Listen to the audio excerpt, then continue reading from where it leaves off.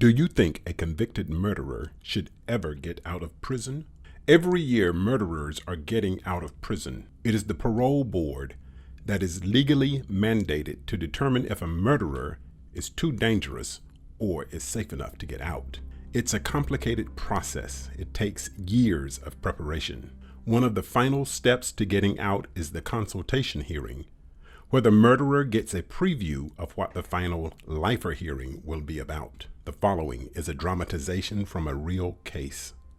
The question is, do you think this murderer is too dangerous or is safe enough to get out of prison? Hey, good morning, Dee. Hey, good morning, Wood. Sorry I'm late. Get caught by a train of all mornings. I don't know why they put prisons in the middle of nowhere. Darn if I know. Case should be pretty quick, though. I'd be surprised. All right. Recording is on? All right. This will be the third subsequent hearing for inmate DT 57866, Lawrence Davis. The previous board decision was a 15-year denial. I am Commissioner Woods, and the inmate is represented by Attorney Givens for Mr. Davis. As procedure, I will take input from the prison counselor, the psychiatrist, the district attorney's office, and the victim's next of kin, if applicable. I will also accept input from the inmate and their attorney. Let's proceed. On June 3rd, 1994, Mr. Davis was convicted of 3 first-degree murders. He was sentenced to 25 years to life without parole. Then the sentence was reduced on appeal to 25 with parole. The crime involved 3 separate killings after having consensual sex and then acts of cannibalism. It's a thing. Is it? Really? Well, Mr. Davis is only seeking reasonable accommodation at his hearing. Well, my initial review indicates the major issue for your client revolves around remorse, or better yet, the lack thereof. Plus, I don't see any education or positive programming since the last hearing. I agree, but he's had no real disciplinary history, and he fully accepts responsibility for the crime.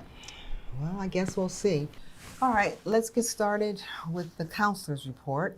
Good morning, Ms. Soto. Good morning, Ms. Soto. Commissioner, Mr. Givens, morning. What do you have on Mr. Davis? Larry is a unique character on the yard. He basically causes no trouble with whatever he does, but just when people find out what he did, sometimes causes him issues. To be honest, I wouldn't want him in my neighborhood, but that's your decision. Thank you for the info. See you on the next case. Okay, good luck. All right, let's see what the psychiatrist has to say. Dr. Lynn, are you there? The inmate's ability to comprehend questions set forth by this evaluator was good. He had no problems conveying his thoughts. His thought process was clear, linear, and organized. The content of his thoughts was clear. The inmate's short and long-term memory functioning was adequate based on the seemingly good recall of recent and remote events. His concentration and attention abilities were good based on his ability to focus on the task at hand. He cooperated in all lines of questioning, and he did explain in detail his crimes. Risk assessment? High, but on the low side. Doctor, can you give me more clarity on that? As far as what's his propensity to reoffend? My clinical assessment is low. Thank you, Dr. Lynn. Have a great day. I still don't understand all that psychobabble. Yeah. Okay. Let's see if DA's ready. Are you there, DA Burt? Yes, I can hear you. For the record, Michelle Burt, Deputy District Attorney for the People. It is the people's position that this one has committed the most heinous crimes imaginable. The people oppose a grant of any parole and even oppose his having a hearing. This one has no human soul. We ask for the maximum the law allows for the next hearing, 15 years. All right, then. Any substantive input from the victim's next of kin? Our office has not received any opposition from the VNOCs, but I can't imagine they would want this monster let out. So there is no opposition from the victim's next of kin? I didn't say that, Mr. Givens. I said we have not received any opposition. So you don't know whether or not they're opposing? I am sure they would. Okay, But okay, the record. okay. The record. Okay, thank you both. Should you receive any feedback or statements from the VNOX, please forward that information so that we can have it included in the case file. Thank you, DA Burt. Officer, please send in Mr. Davis.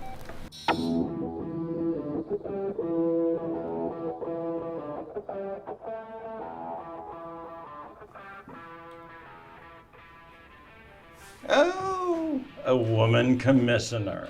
It's Commissioner Woods, and as procedure with this hearing will be recorded. Mr. Davis, can you tell the commissioner why you are in prison? I ate some men. Well, that's partially correct, but what did you do to them before you ate them? Which one? Let's start with the first one.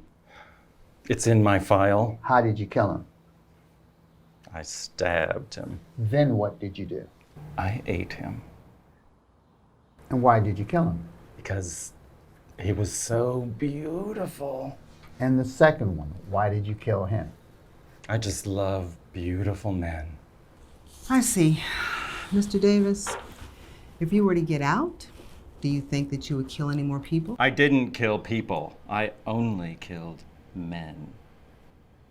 I stand corrected. Mr. Davis, would you kill any more men if you were released? No.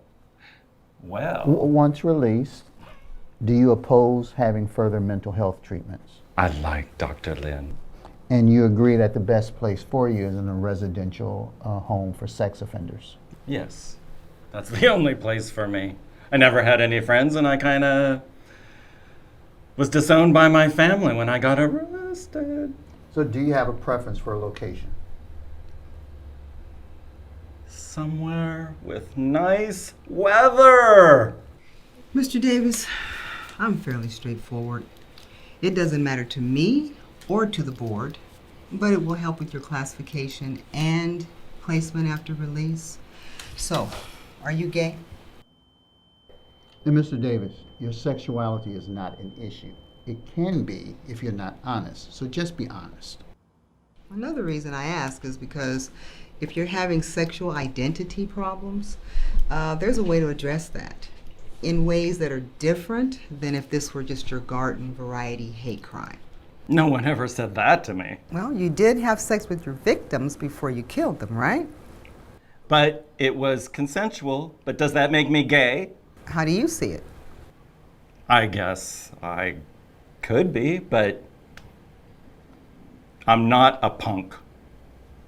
Have you talked to Dr. Lin about this? I just keep those thoughts to myself. Okay, well, let me be clear. For you to get a parole date, Mr. Davis, you will need to make some major changes in your programming.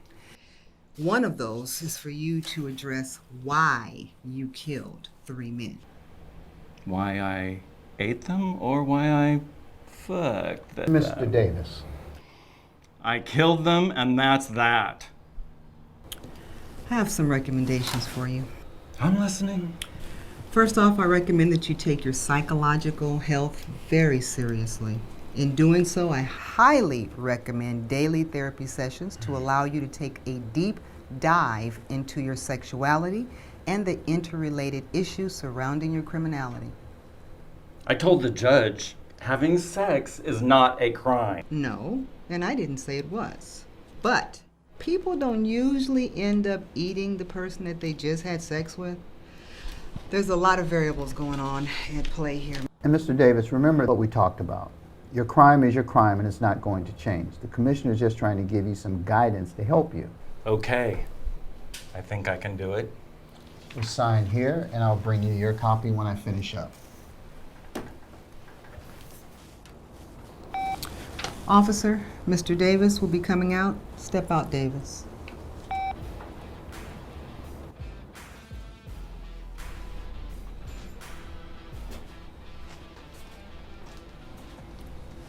Commissioner, I told you he takes responsibility for his crimes, and he's definitely not minimizing.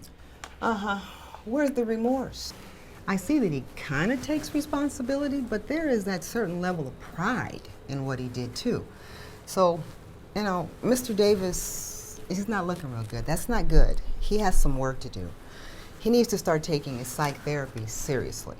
And in order to do that, I think he needs the maximum amount of time. to put in that work, my suggestion, if we don't even schedule him for another hearing in maybe 15 years.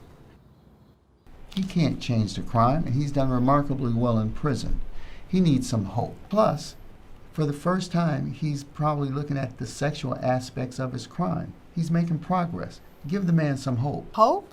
Givens, he eats people. I don't know any program or medication that can fix that. Come on, Commish. You gotta be kidding me. All right, well, because he does have a good disciplinary record, I guess I could put him on the calendar for next year. But you already know that the hearing panel's gonna give him 15 years. But if you recommend 10, Not gonna happen. well, maybe in 10 years there'll be some new therapies. Hope springs eternal. 10 years. Attorney Givens, we're done.